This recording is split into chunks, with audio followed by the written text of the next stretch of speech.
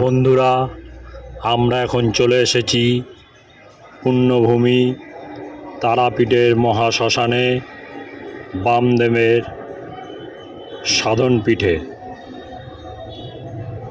তারাপীঠের এই মহাশ্মশানে বসেই বামদেব পঞ্চমুণ্ডির আসনে বসে সাধনা করতেন। আমরা এখন সেখানে রয়েছি। বামদেবের মন্দিরে বামদেবের পুজো হচ্ছে। দেখুন কত ভক্ত বৃন্দ এসেছেন বামদেবের পুজো দিতে।